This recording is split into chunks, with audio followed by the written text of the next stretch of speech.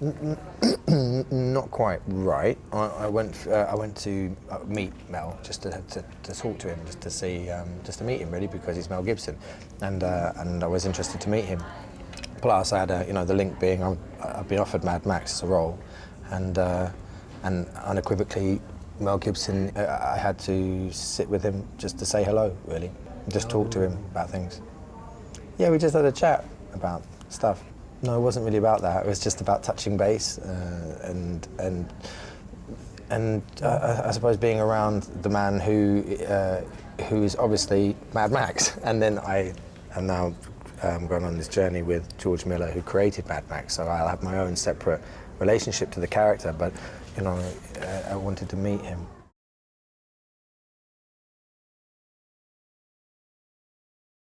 I was young enough to not be allowed to see it, so I remember that. I don't know exactly how, maybe 8 or something like that, 7.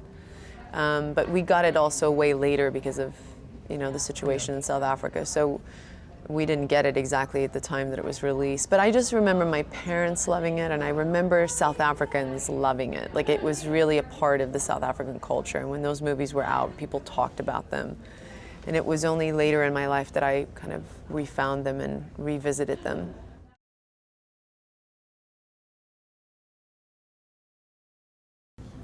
Look, if, in a word, curiosity. I'm still curious.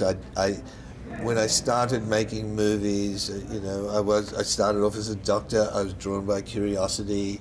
I'm still curious. Cinema is something you can never master. You can do it for 1,000 years, you'll never master. The world has changed, the technology's changed, we as audiences have changed in the time since we made those first Mad Maxes, and I just wanted to go back with my colleagues, some of whom have worked on the first Mad Maxes, and go back and see what we could do now, all this time later. I mean, this movie has, Mad Max 2 had 1,200 shots. This one has 2,700 shots. So audiences, we're getting faster at reading movies, and the idea was to try to make it clear and creamy so that you knew where we were.